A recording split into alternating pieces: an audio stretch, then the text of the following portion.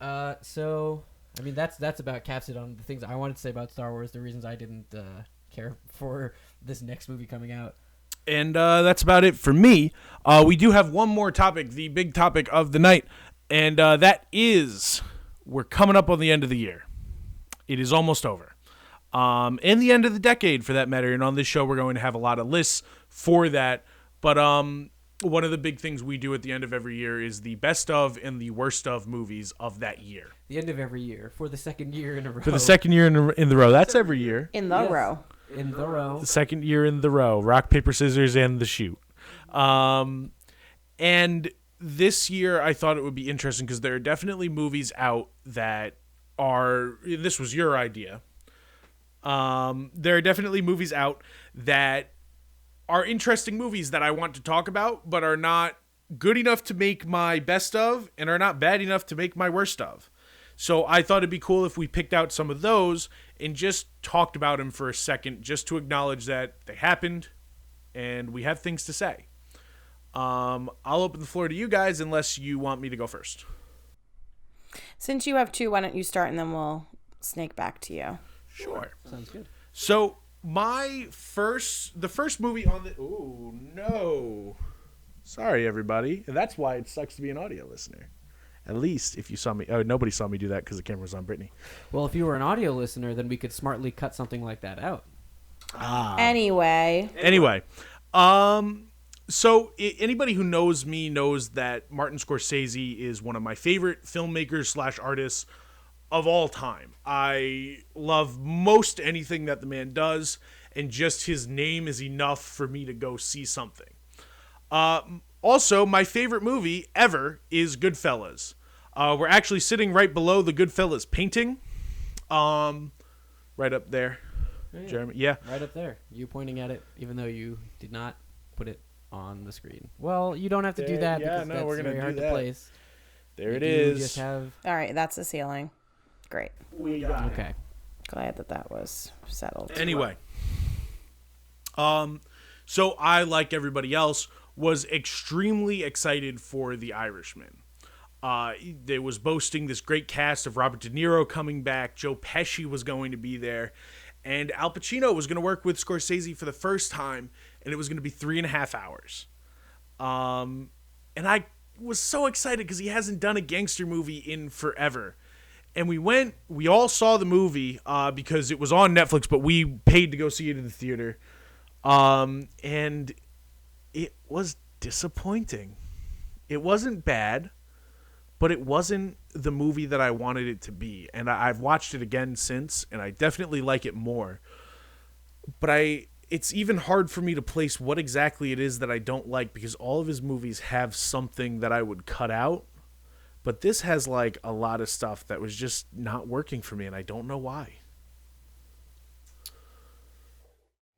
I really don't have a lot of strong feelings about I was just gonna say The Last Jedi. About The Irishman. Goodfellas, not my thing. Mobster movies, not my thing. I feel like I say that a lot. I don't know what the fuck my thing is, but it's not that. But Minnie aside Mouse. from that, I think that what? Minnie Mouse. Yeah, Minnie Mouse. ABBA. Yeah, okay. But aside from that, I think that I actually enjoyed this movie probably more than I thought I was going to. But I have zero desire to watch it again. It was just so long. And like so long in a way that was almost like offensive at times. And you could cut 45 minutes out of this thing at least. And I just kind of felt like, why do you think you're important enough to waste my time? not even that, because these are a lot of really distinguished actors. This is a distinguished director. They feel like they've earned it. They deserved it. But really, I felt like I was listening to like someone's grandpa tell me a really long story that I just it was interesting, but I just was like, okay, I'm good with this now. It just feels to me more that it was long because they did not have the restriction of someone telling them to cut it down, and not because the story to tell was 3 hours long. Does that, right? does No, that track? it absolutely wasn't. And I think part of it being on Netflix, nobody else would give them the money to make this movie. And when you hear that, that's insane. Martin Scorsese and De Niro and Joe Pesci coming out of retirement and Al Pacino all together can't get funding to make this huge gangster movie. It seems like a no-brainer. But when you look at the script and you see how long things are, And where else was this going to and go? how little happens in that time. Yeah. Yeah. I mean, when you think about Goodfellas was 2 and change, but that movie was packed with shit going on. And it doesn't feel like 2.5. Whereas this movie, it's just like, okay, yeah, so he killed somebody in a restaurant. All right. And then they talked about politics for a while. Like, you know, it was very like, what are we doing here? I don't care so much about like people campaigning to be the president of a union. Like, it's just not. No, like, it was really something that like my grandfather and grandmother would have enjoyed very much. But they didn't like it. No, they didn't. They said they didn't like it, They right? saw it and they didn't like it. You know, The Irishman is an interesting movie because all the things that you have to say are really good. Like, Al Pacino is awesome in this movie, and the directing is really good, and there are scenes that are legitimately tense and really amazingly directed scenes. But for some reason, it doesn't come together like that. I don't want to say it's not a good movie, but I feel like a lot of the praise it's getting is because you're supposed to say it's a great movie because of who's in it. Unfortunately for me, I think the most remarkable thing about The Irishman is that it was really long, and that's just, you know, an interesting talking point is how long that this movie is, which is almost like a microcosm of how... Was that the right word? Did I say that word correctly? Microcosm? I don't think that's Microgasm? correct. I don't think that's correct. But I think that that's representative of how I feel about the entire year for movies, is that there was not a lot about the year that I thought was remarkable enough for me to spend my time thinking about, other than that it was really long. Yeah, that's, yeah. Yeah, no, unfortunately, I agree. And I wish that wasn't the case. I really wanted to like The Irishman. And another movie that I really wanted to like... Oh, and why not? We'll rate it. We never rated it on the channel. I'd give The Irishman a C+. C-. Oh, God. I wasn't prepared to rate it. I'll go right in the middle. I'll give it a C. That's a bummer. Wonderful. Are we done with The Irishman now? We are done with The Irishman now. Okay, great. I'm done with The Irishman. But a movie that I did want to talk about a lot was Under the Silver Lake. I would like to say that we said that you would start and we'd snake because you had 2 and everyone else only had 1. Yes, but guys Oliver go. just wants to keep talking about his movies No, because he's the only one that's important. You guys go. That was a Anybody bad else. transition anyway. Yeah, it was. So disregard that.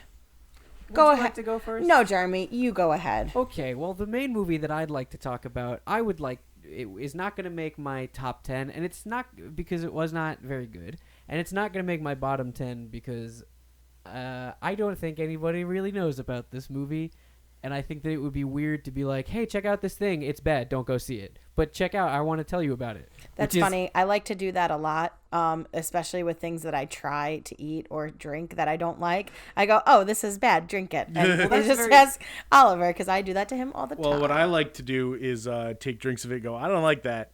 Give me another one. Yeah. I think that's very different from a movie, though. I think that this movie wasn't enjoyable enough to be like, this is bad, watch it with me. Anyway, this movie is Promare, an anime movie that I dragged Oliver to go see with me. Yeah, and I'm very sorry. I have not forgiven you for it. So, Thank God I was busy this night because I would not have made it. I would have waited in the car and watched Fuller House on my phone. And you would have been better off. So Promare was a movie that I was hearing was very good. It was made by Studio Trigger, which makes shows, and this was their first full-length movie that they made. And again, I was hearing that it was very good, and whoopsie doodle, it wasn't, and I actually feel very bad that I dragged Oliver to go see this. I do want to say, I am not the person to write off a whole genre. You know that, and Jeremy knows that. I will even go so far as to say that anime is not a genre. Well, but you understand that there's a stigma around anime that is seen to be one thing. If it's not a genre, then what is it? It's literally just animation that comes from Japan. Like, it has every other movie genre within it. It's just animation that is made within the country of Japan. And Japan's culture is very different from America's culture, so it feels very different. And that's the only reason it's, like, separated. So, hentai. Yep, No, like hentai. okay. This is not... Okay. I will not engage in this discussion. I will not let you besmirch it.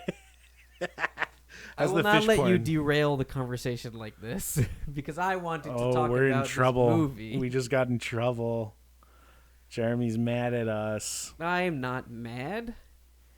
I'm disappointed. Talk about your fucking anime movie, Jeremy. This movie is about... No, but wait. I'm not the person to write off a genre or type of movie, I guess.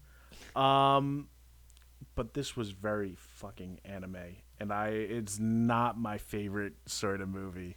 And I thought when you asked me to go, it was gonna be more like, oh, it's technically anime, but like, it's a regular movie. It was not. Well, I will say that I did not know that it was going to be like that, and if I had known it was going to be like that, I would never have asked you to go see it with me. Why don't you tell Brittany what the plot of this movie is? So the plot of this movie, they live in an alternate world, essentially, where there are people that exist called the Burnish, and they basically have fire powers, essentially, and they they have fire powers, and you follow a guy. Oh man, I still can't remember his name. He's the only. Damn it! We got out of the movie. I immediately his couldn't remember name was Burning Firefighter Soul. Sure, Burning Firefighter Soul. I'm not kidding. He says that 8 times. He is a firefighter who drives a firefighting mech to put out fires and fight people that have the Burnish with the fire superpowers. The fire department fights fires with weapons and fists. One of them is a robot. Nope. No, this is wrong. None of them are robots. They are people piloting robots. Jeremy, how was I to know the difference? Half of this movie was in Japanese. That's not true, actually. And that's one of the points I wanted to say, is this movie had a short in front of it, like Pixar movies do, but instead of having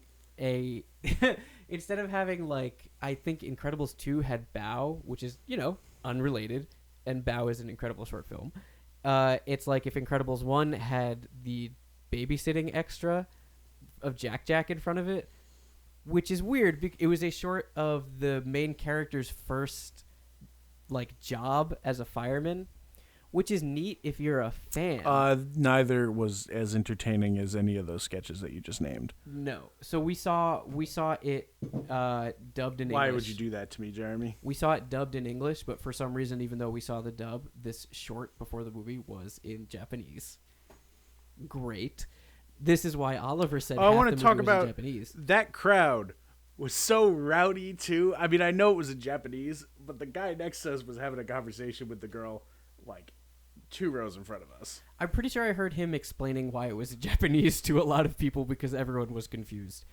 The main point I wanted to bring out about this short, though, was that because it's playing before the movie, the short does not know if you understand the rules of the movie. So it explains to you all the rules of the movie, and then when you watch the real movie, the movie does not know if you saw the short before it, and the movie now re-explains all the rules of the universe as if you don't know.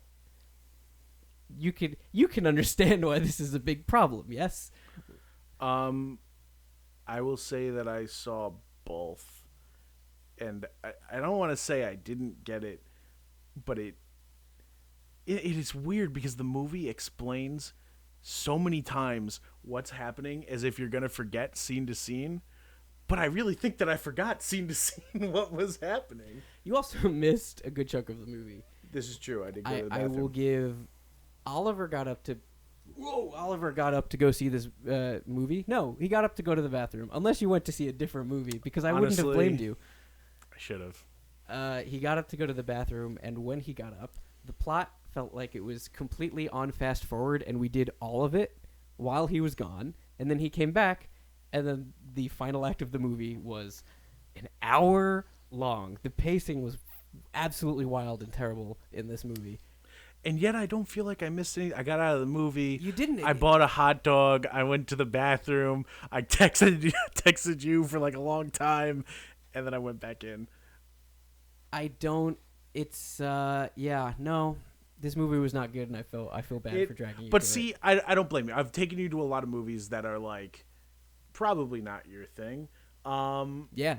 I just was not prepared for the absolute level of Japanese that this movie was. I was not either, but I'll give it that I felt like it was making fun of some genre things about like. Maybe I'm out of touch, but I don't know the genre. So to me, it was just doing those things. Well, that's what I was saying. Is like at times it felt like it might have been making fun of things in like Gundam anime, and you are not familiar with this, which I think hurts the experience. What would you rate it? Oh God, I'm gonna give it like a D. This was not. The problem is that this movie is a Japanese movie. It was a Fathom event, so it was only playing like 4 days in the entire year. So I was like, I gotta see it so that I can take it into because I've heard it's very good. I gotta take into account for my top 10. Oh boy, nope, bottom 10 material. No, don't please. Like, if you're into anime and it's your thing, because I know people that are way more into anime than I am, and they think it's very good. So who knows? But not very good. Nope. I would love to see them give it another shot, Studio Trigger, because I like their shows. But looks like they just don't know how to, Yeah, it's an F for me, dog. It's a very first try when it comes to writing pacing wise for a movie. You'll have to let me know about that second try. What's the next one? I haven't spoken in 8 minutes. You could, yeah. Sorry. My next one. Oh, it's nice. I see a nice little spike on my thing because I started talking again. Anyway.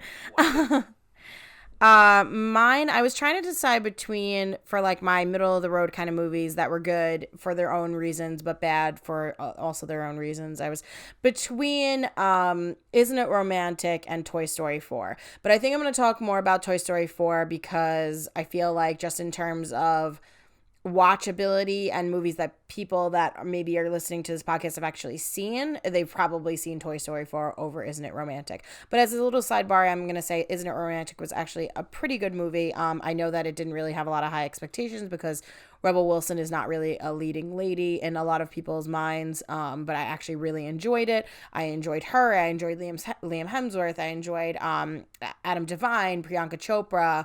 I thought that there was a lot going on that I really, really liked in that movie. I really enjoyed that movie, and I didn't think I was going to. Because it was a parody of a romantic comedy, and it was just like... It was so pure silliness, too. There's this but, like, not stupid. You know what I mean? Like, not, like, dumb in the way not like that... Scary Movie or, like, there's this one scene in the movie where Liam Hemsworth is doing this very good piece of physical acting where he's trying to act like he doesn't notice Rebel Wilson watching him. So he starts, like, looking over his shoulder and, like, doing this. And then he starts kicking this like, bush behind him, like, throwing his leg up. And then it turns into him turning around and just kicking the bush. And I love it. I love it so much. This was a great movie. You could actually watch our full review of this it was our Valentine's Day review. Yeah, and we really enjoyed it. We did go to see it on our Valentine's Day. Interestingly, making this the only movie that we're going to talk about in this podcast that we have a review of. Yeah. That was not intentional. Well, Toy Story 4, we didn't review that one. We recorded, but it never went up. Sweet. We recorded for this? You did not see it with us. Well, because you and me wound up in the same theater the first time we saw it, and then I saw it with her and Marco. Okay, I didn't know about this. Never mind. Why did I not see it with you the first time? You were in Arizona. He saw it with his family, and I saw it with my family. We're in the same theater by coincidence. And I was with my family in Arizona. Anyway, so what I'm really going to spend my time talking about right now is Toy Story 4. And I really do feel like in terms of movies for me this year, this is very middle of the road. I think when I watched it, I enjoyed it less than when I was talking about it after the fact. So I think I needed time to kind of process it, to enjoy it, which really doesn't make it like a best of, and it really doesn't make it a worst of. It just kind of makes it like a middle of the road.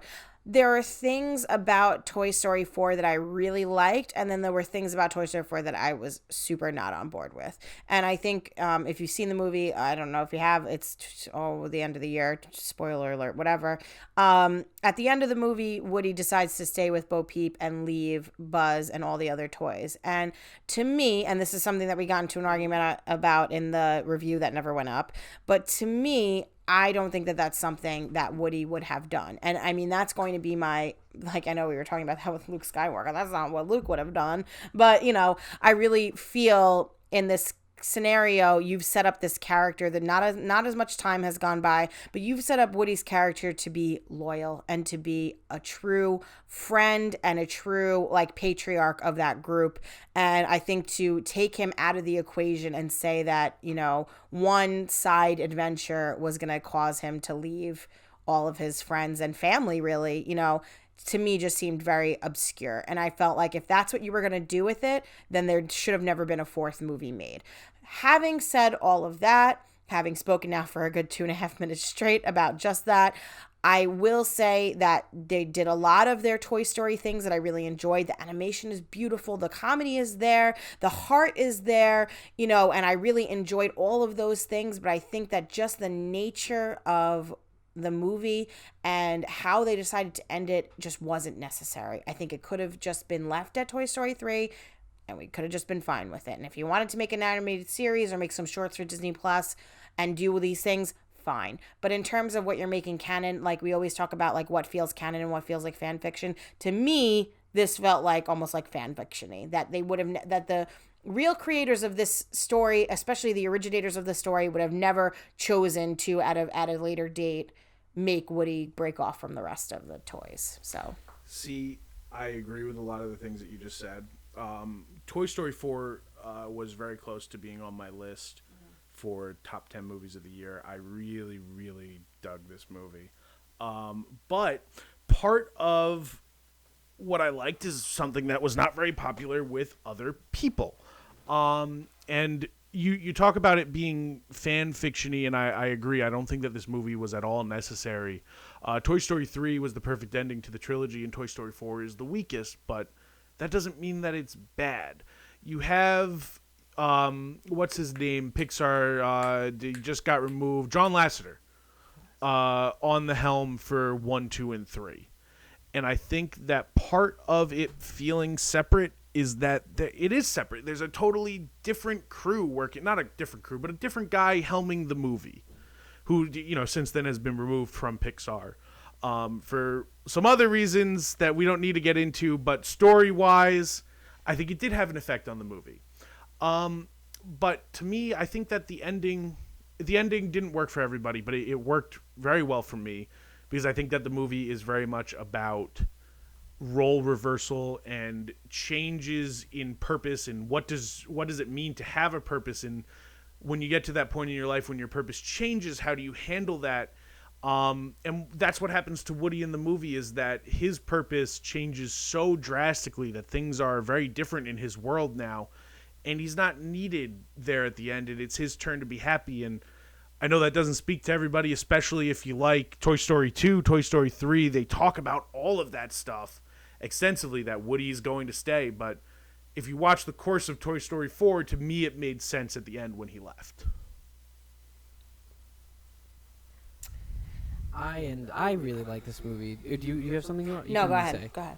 I did. I really ended up liking this movie. I will say that the ending about Woody leaving did not bother me as much as it seemed to bother the entire world. I guess, Population. I know that you're not the only one who feels that way. Right, and it's a legitimate thing, you know, to think about the movie as well, you know. Yeah, I think It was a very ballsy move to make at the end of the movie, in my opinion. Right. And that's the thing for a sequel that nobody really wanted. Right.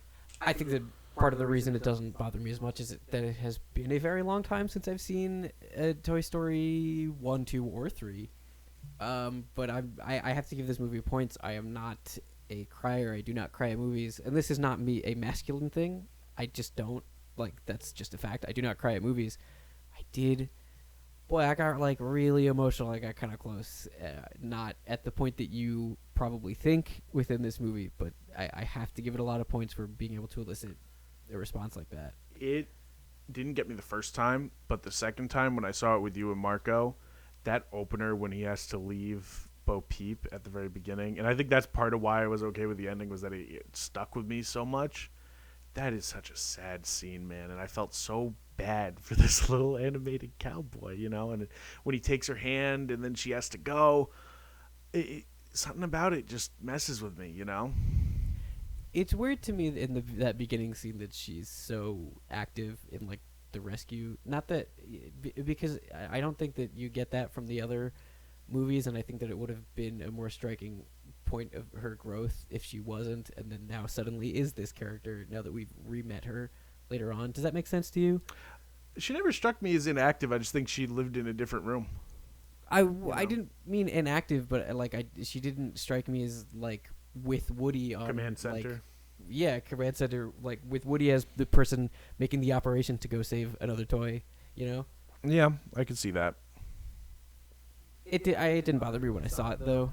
Just yeah, I mean, I didn't really give that much thought either. I don't mind the fact, you know, I know a lot of people were like not okay with the fact that she like was wearing pants and like that's stupid. Yeah, sexist thing yeah, to kind of say. like Moby doesn't wear pants. Like what the fuck? She's a fucking toy. Like what difference does it make? She's Barbie an had animated plenty of character. pants. She'll wear whatever she wants to wear. Just so stupid.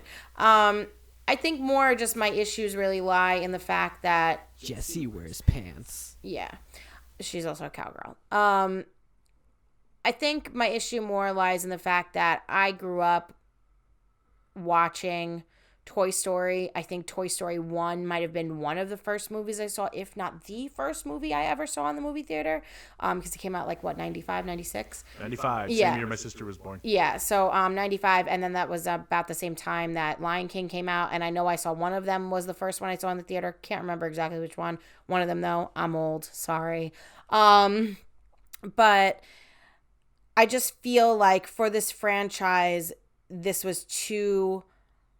I don't know, like, I don't want to say too modern, but it just was too out there. Like, I felt like the original, needed. yeah, the original trilogy of Toy Story are such classic Disney movies that, like, this one to me just felt so like, you know, separate, Right. I guess is the only way to describe it. Well, and that's the thing. The biggest issue with the movie is that, and we knew going in, you were going to have a hard time convincing people who love Toy Story 3. Not only you that, but needed it to took do about 10 years to come out or so. Toy Story 3 was 2012. This came out in 2000, maybe it was 2010. It was 2010. That's what it was. So 9 years. 9 years. I mean, it also took Toy Story 3 a very long time to come out. Yes. That being said, the movie But did Toy Story 3 was play that. the end of the saga. You know, that was Right. it. And although people might not have agreed with the fact that the toys ended up with Bonnie, I think that was the best way that they could have ended it, because obviously this 18-year-old kid was not bringing his toys with him to college. Well, like, to me, you know, it's obvious that that's what happened. To me, it almost plays that plays into the theme of Toy Story 4 in a way that maybe we didn't need both of these movies, because both of them are about your changing role in life. I think both would have been a sufficient ending, but not together. Wait. Really? Oh boy. Did this? Oh boy. The production continued without any interruption while you were away. Okay, we're still going. Sorry, guys. I'm saying I think that both would have been sufficient endings, but not together, because you're just ending it twice. It just wasn't necessary. When you think about you're it, like, the it's over. message- Oh wait, no, it's over. You know, it's like it was like an afterthought.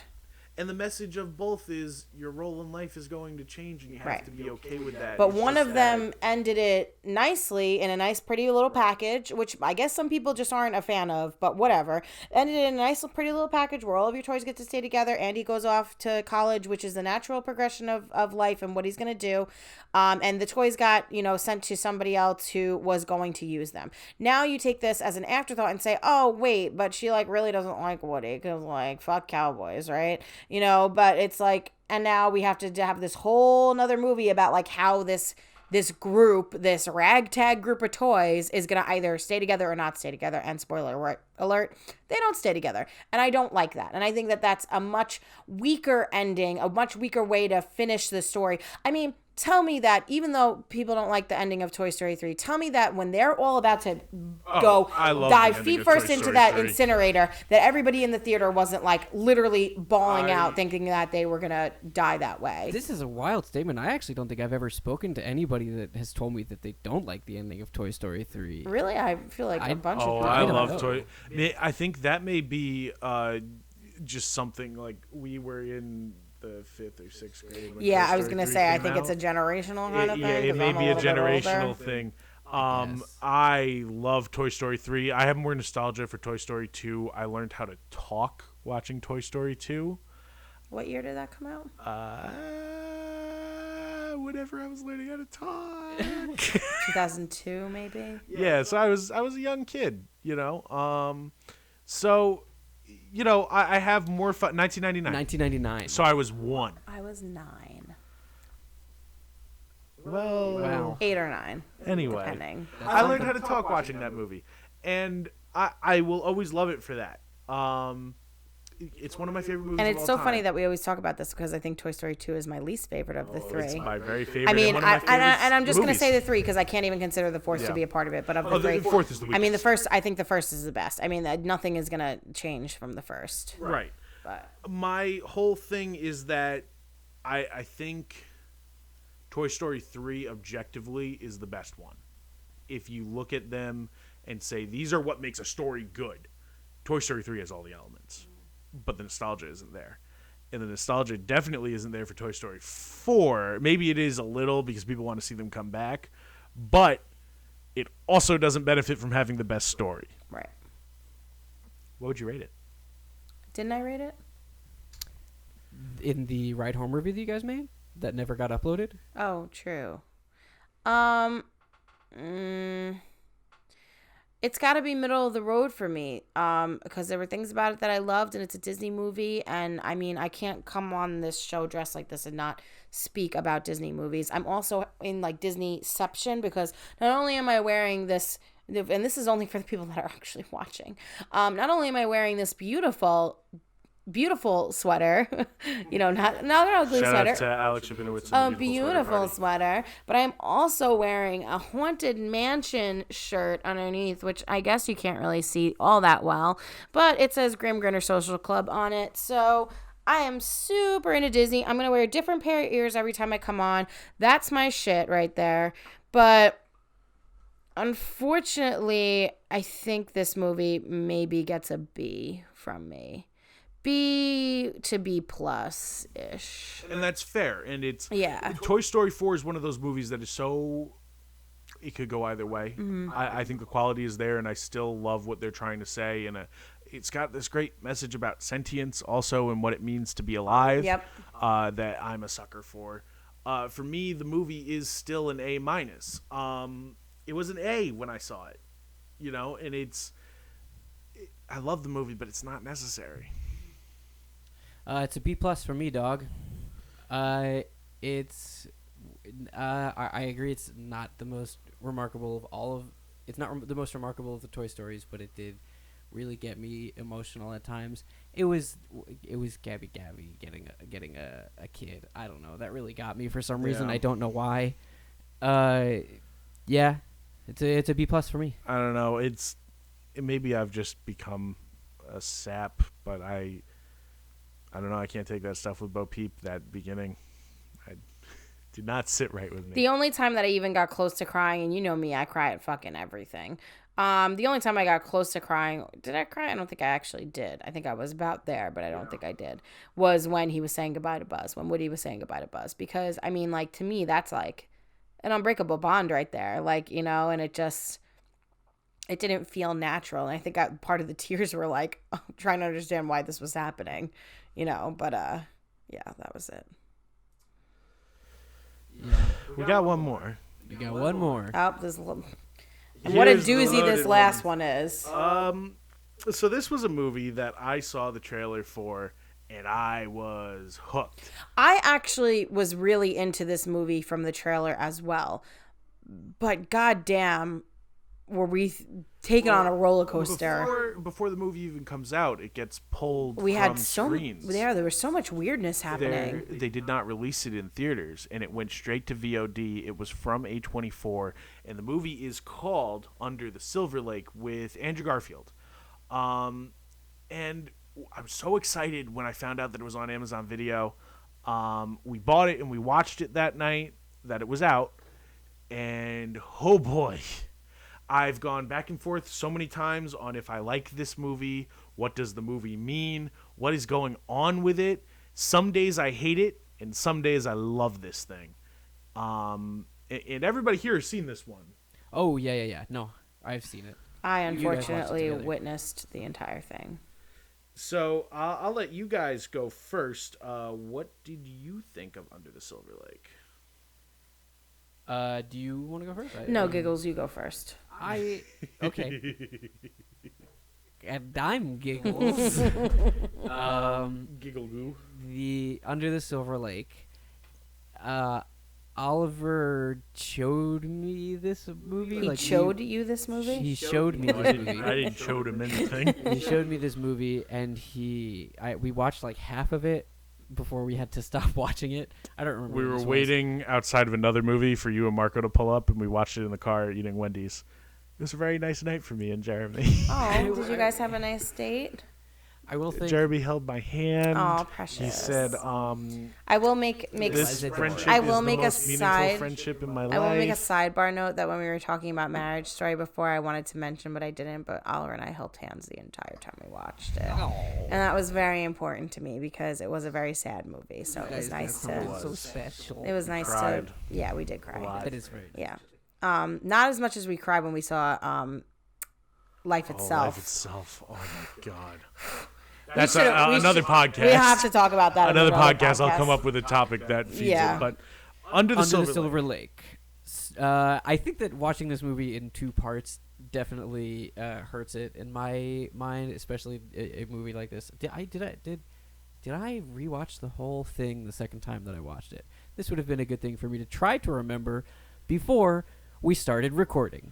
So I think that the thing I said before is the real main point here, that like this is a movie that really wants you to. So a lot of weird things going on in this movie, and you don't know what's going on. And I'm sitting there and I'm waiting for the moment that it like Explains. explains and it pays off that everything is weird. It doesn't fucking happen. Yeah, and it doesn't, and I think that was, because I when we watched half of it, you asked me what I thought of it, and I said I can't exactly explain to you because we're just watching setup for what the movie is, and it really feels like the whole movie is that, which I think is one of my main issues, and the goal of the movie really seems to make you think about it and what is this movie about, or what is actually even really happening within this movie. And I think that similarly to what I said about The Irishman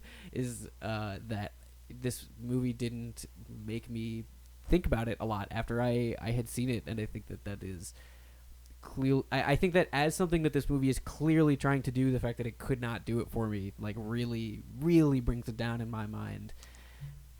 See, you're saying you didn't think about it. I've done nothing but think about conspiracy theories around this movie and what does this movie mean. And I think it's really going to come down to how that hits you, because for me, there's a lot of movies that I enjoy that are just fuck your mind up movies where we're not going to explain what's going on. And that can either go one of two ways. It can go the way of Annihilation, which is a movie that I hate. And then there's this movie, which is a movie that on some days I really like. It really depends on how it's going to hit me. And then there are movies that I love, like Sorry to Bother You, which employ the same tactics, but I mean, also love that's Sorry a to great Bother film. Sorry to Bother You is a much stronger and much it's more better. cohesive, No comparison. I love Sorry to Bother You. much more cohesive movie than this Under the Silver Lake movie. Go ahead. It's really got to come down to that I watched the movie. I think I watched two movies. I don't remember what I watched before it, but I watched some movie, and then I watched Under the Silver Lake, and then I went to bed. And I think the next time I really thought about Under the Silver Lake was when I saw you next, and I said, "Oh, this is a movie Oliver's been thinking about. I guess I'll talk to him about it." You know? See, the thing with the movie. Oh, go ahead, Hannah. No, it's okay. I'm just waiting for my turn to give No, mine. go. No. Sorry, I You just could go wanted to ahead. No, wrap not up that you. thought. It's him. You're good. Because you're excited, which means you like the movie because you want to talk about it, even though you keep telling yourself that you don't like it somehow. But It doesn't hang together, though. anyway, I have a really big issue with this movie because I do not appreciate, and I said this to Oliver when we were done with it, I do not appreciate movies that, as Jeremy mentioned, don't come together at some point in time. Like they don't ever wrap up. They don't ever give you any kind of resolution. You don't really get any answers. I don't like movies that I need to do fucking research on after the fact in order to figure out what the hell the movie was supposed to be about. I'm not saying that you can't have metaphors and you can't have symbolism and you can't have recurring themes that then, incorporate whatever the message of the movie is supposed to be. What I'm saying is if they're so obtuse that a normal, smart to an extent, person, which I consider myself to be, maybe I'm not, but a normal movie buff, not let alone, we are movie buffs. We see 5 to 10 times the amount of movies that other people see during the year. You don't know how many people come up to me. I'm sure they come up to the both of you and say to us during the course of the year, wow, I don't go to the movies nearly as much as you do. I don't see these new movies, blah, blah, blah. I got to really like something in order to see it. We're movie buffs. We're people who like to watch movies, and we watch any kind of movie that runs the gambit. We've talked about multiple different kinds of movies, even just in this one podcast, let alone all the movies that we see throughout the year. If somebody like me, like you, because you didn't get it either, and like you, who also didn't get it while we were watching it, if all of us can come together and say, yeah, this movie didn't make sense, I don't understand what was going on during it, and I needed to actually go on the internet and scour for clues as to what was supposed to be going on, then it is not a good movie, in my opinion. I just think that there were too many loose ends, there are too many things that didn't make sense, and there's too much abstract fucking messages trying to come through. And I think that if the theories about your movie are more interesting than the movie itself, then you have a problem. And I agree with everything you just said. That is something I completely forgot, is what is this movie about? I forgot. I did actually have a moment where I thought to myself, what is this movie about? And I couldn't come up with a lot. And I went to find some discourse online of people talking about what this movie about, which is not something that I do very often.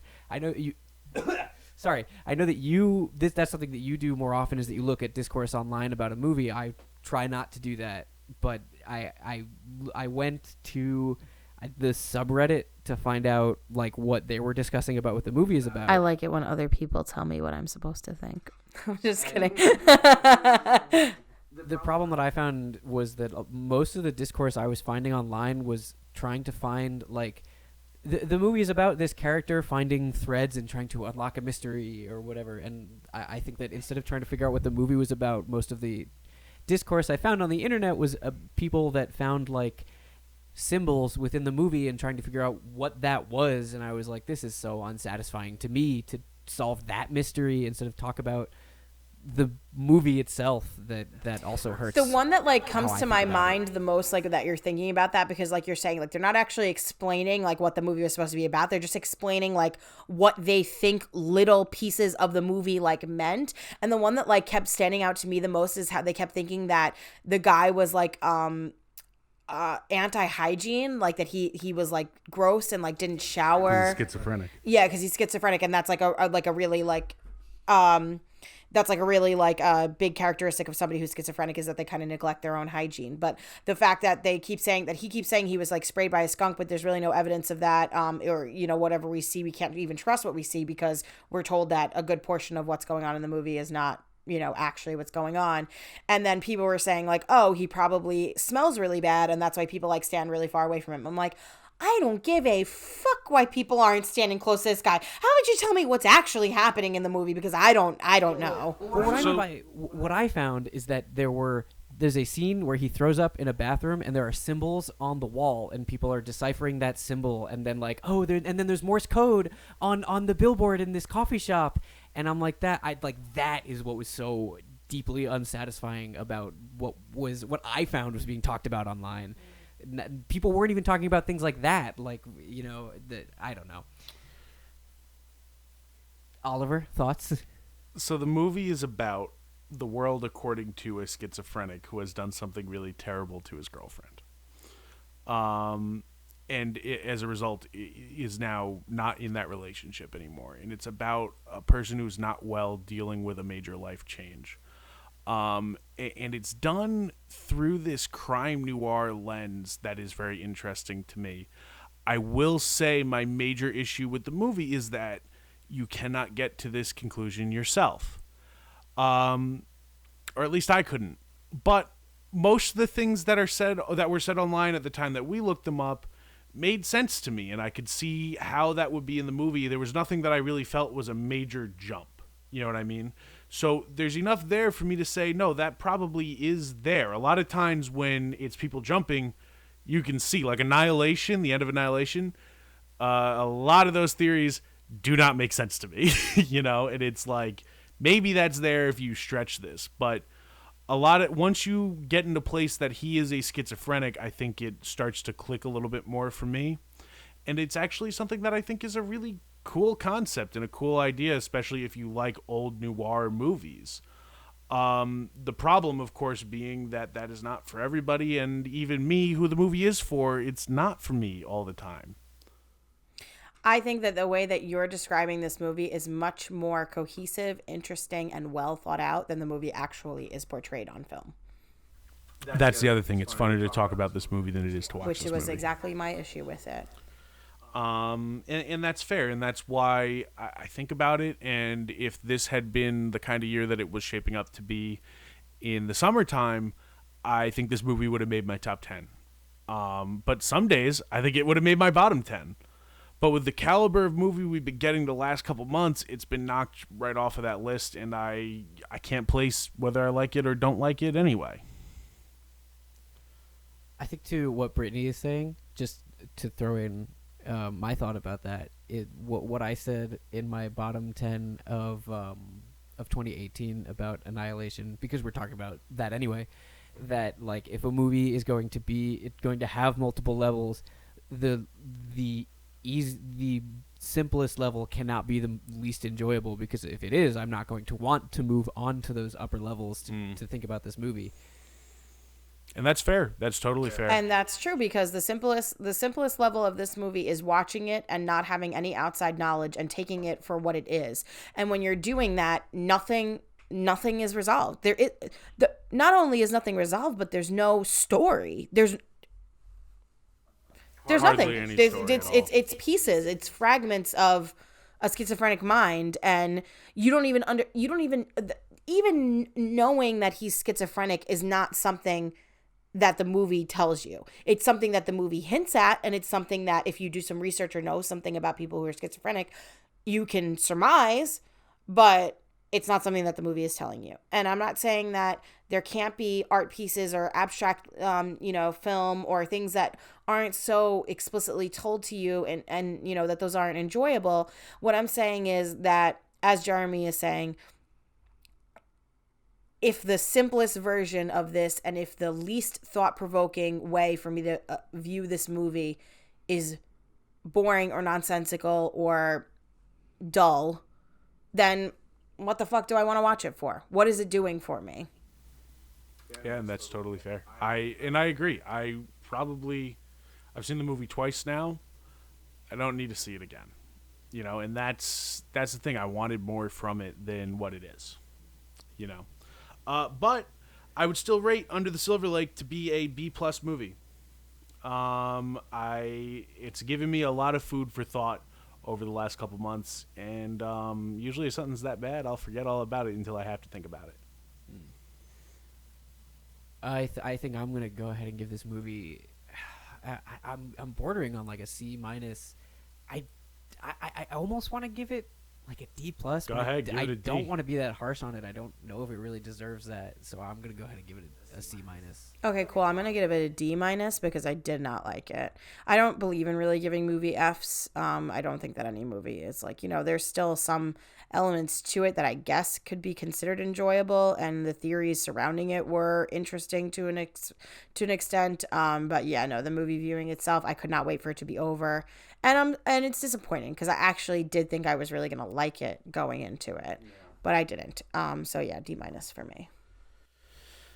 Whew. We did it. That's all the topics, I hope you enjoyed boys. listening to us for over 2 hours.